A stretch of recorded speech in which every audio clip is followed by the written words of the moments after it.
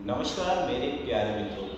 तो आज मैं आपके लिए लेकर आया हूँ महामुद्रा। महामुद्रा का विधि क्या है, इससे क्या लाभ प्राप्त होते हैं, क्या सावधानी रखनी चाहिए और कितनी देर इसको करना चाहिए। तो चलिए एक एक करके इसकी विधि जानेंगे।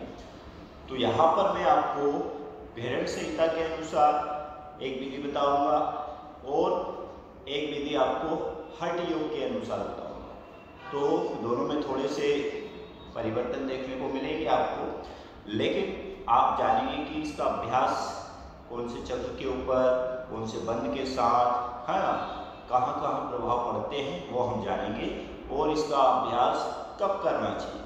तो चलिए शुरू करते हैं। मैं योगाचार्य डॉक्टर मोहित तंवर आप सभी का एक बार पुनः स्वागत करता हूँ मेरे यूट्यूब चैनल पर। सबसे पहले इस तरीके से आप दोनों पैरों को सामने की ओर खोल लीजिए। ठीक है, अब आपको क्या करना है, पीठ सीधा रखना, गर्दन सीधा। यहाँ पर सबसे पहले हम दंडासन में बैठ जाए। इस तरीके से आप साइड व्यू देखिएगा। ठीक है, अब लेफ्ट वाले मतलब बाएं पैर को इस तरीके से घुटने से मोड़ा, अर्ध वज्रासन लगा ले और जो एड़ी है इसके ऊपर आपको बैठ जाना है। इस तरीके से बैठ गए, दूसरा पैर बिल्कुल सीधा रखेंगे। ठीक है, अब दोनों हाथ कंधे की सीट में, अगले का मुख छत की ओर, हाथ सीधे रखें। अब गहरी श्वास लें आप। ठीक है, ये एड़ी आपकी पूरी इस तरीके से वज्रासन में होनी चाहिए। ये अर्ध वज्रासन लगाया, श्वास छोड़ते हुए गए सामने की ओर, पंजे को इस तरीके से पकड़ लें और हल्का सा सर पीछे की ओर झुकाएं, ऊपर की ओर देखें। आप नासाग्र दृष्टि रखें। ठीक है, और यहीं पर देखते रहें।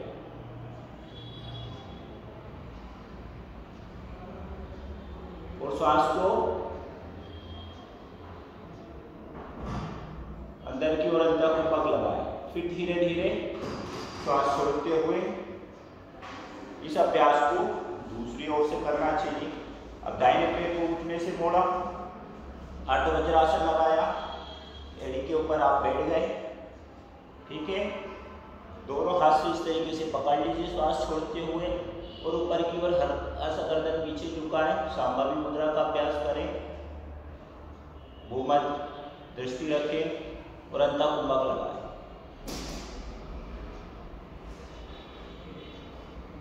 फिर धीरे धीरे श्वास को ढीला छोड़ें, हाथों को ढीला छोड़ें और पैरों को सीधा करें।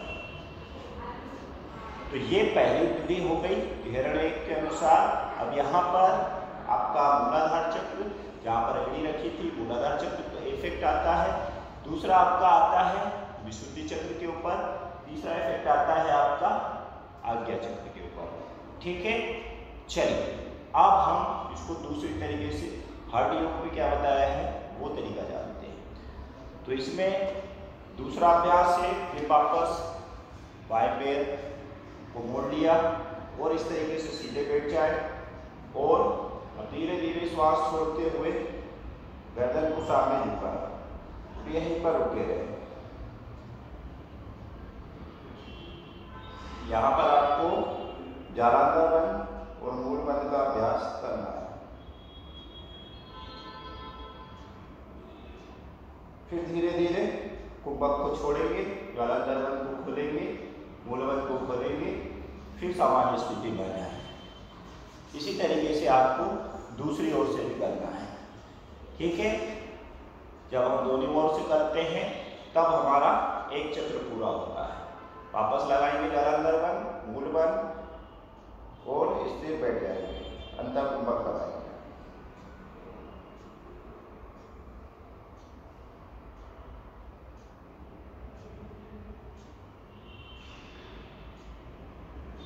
फिर धीरे धीरे छोड़ेंगे जालांधर बंध, मूलबंध और आसन को खोल देंगे।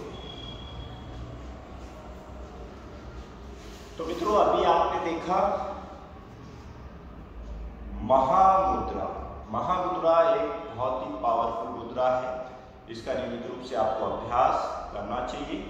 कब करना चाहिए? सुबह खाली पेट करना चाहिए।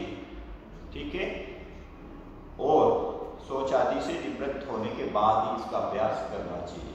ऐसा नहीं कि पेट भरा हुआ है गंदगी से, मल से और मूत्र से, तो उसको खाली कीजिएगा, उसके बाद ही इसका अभ्यास करें और ध्यान के पहले इसका अभ्यास करना चाहिए। अब यहाँ पर जालांधर बंद लगा तो विशुद्धि चक्र एक्टिव हो जाता है, मूलबंध लगा तो मूलाधार चक्र आपका एक्टिव हो जाता है। ठीक है, तो दो चक्र यहाँ पर एक्टिव हो जाते हैं। सांभवी मुद्रा से आपका जो मन की चंचलता है वो कम हो जाती है, इसलिए ऊपर की ओर यहाँ पर भूमध्य हमें ध्यान लगाने का कहा था। तो इस तरीके से आप देखते हैं तो आपकी मन की चंचलता कम हो जाती है, आपका मन एकाग्र होने लगता है और आप ध्यान में जल्दी पहुँच सकते हैं अगर आपकी महामुद्रा सिद्ध हो गई तो। कितनी देर करें? तो 3-3 चक्र आपको दोनों तरफ से करना चाहिए। तो ये धीरे धीरे बढ़ाकर आप 10 चक्र तक जा सकते हैं। तो ये अभ्यास था महामुद्रा का। सावधानी क्या रखना है, जिन लोगों को ब्लड प्रेशर की समस्या है, हृदय रोग है, वो लोग इसका अभ्यास ना करें। वीडियो आपको अच्छा लगा हो तो लाइक कर सकते हैं, शेयर कर सकते हैं और चैनल में नए हैं तो सब्सक्राइब भी कीजिएगा। धन्यवाद।